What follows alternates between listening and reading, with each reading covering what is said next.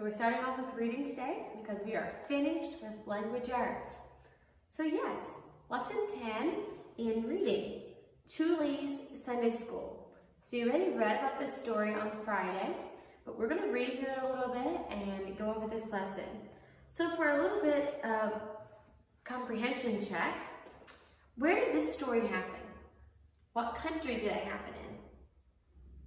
What was the problem in this story? How was the problem solved? What's something that you liked about this story?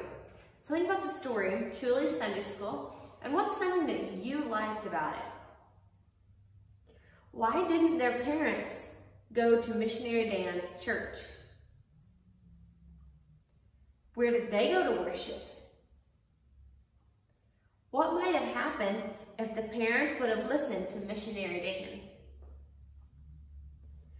Why didn't the children worship the idols at their homes? How do you know Missionary Dan was sick? Why didn't the children stay at the Images Temple all day?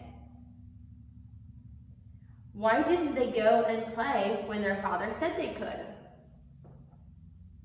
And what else could Chuli have done in his Sunday school besides saying Bible verses and singing? What's something else he could have done?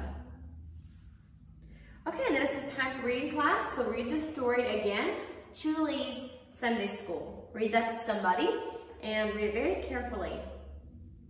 Then in part A, from the story, here are some things people did in the story. Circle liked or disliked to show how you felt about it. So this is just questions that you ask yourself. There's not a right or a wrong answer. Missionary Dan went to Japan to tell the people about the God of heaven. Did you like that part of the story or did you not like that part of the story? Chuli helped others do right. Did you like that or did you not like that? Japan has many temples where people go to worship God. Did you like that or did you not like that? Okay? So you think about that. Did you like it? If you liked it, circle liked. If you did not like it, circle disliked. Part B, write which part of the story you liked best. And so write this in a complete sentence. You write a sentence about your favorite part of the story.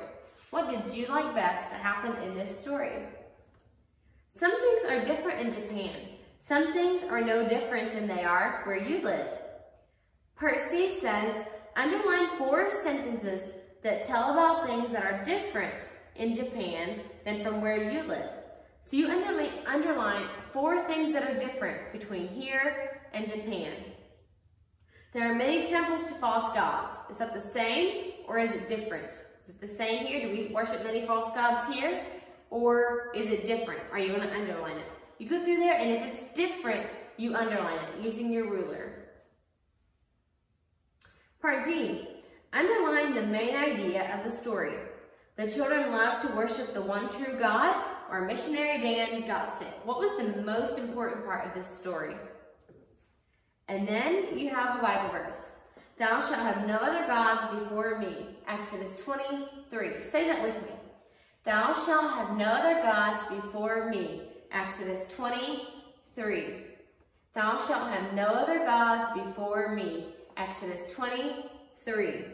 So practice that, say that to somebody and have them sign that little triangle. Chuli and his friends did not worship the images that their parents worshipped because Missionary Dan had taught them about the true God of heaven. The children knew that God had said, thou shalt have no other gods before me.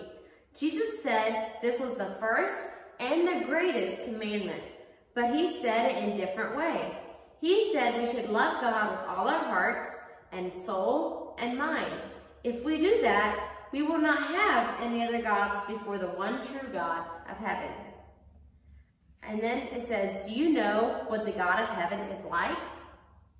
Part E says, write G or I to tell if it is about the God of heaven or about idols. And then it says, the one is done for you. So let's look at number 1. You see the little 1 at the very top of this wheel? Number 1 says, loves all people. Who loves all people? God. Are you going to write a G for God? Or are you going to write an I for images? And images are like idols. Okay, so are you going to write G for God or I for idols? Which one loves all people, God or idols? God loves all people, right? So in number 1, you're going to put a G right beside number 1. Right in that little box beside number 1. It should say 1 and then a G, because number 1 is G. God loves all people. Go around to number 2. Has images. Which one has images? God or idols?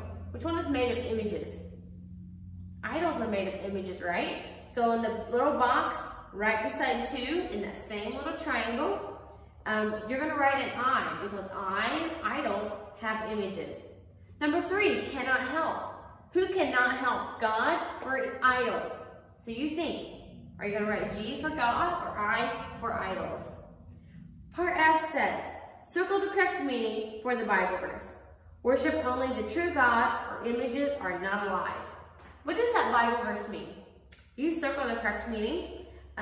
Check over your work. Make sure you do your work neatly, carefully, and I'll see you in math class.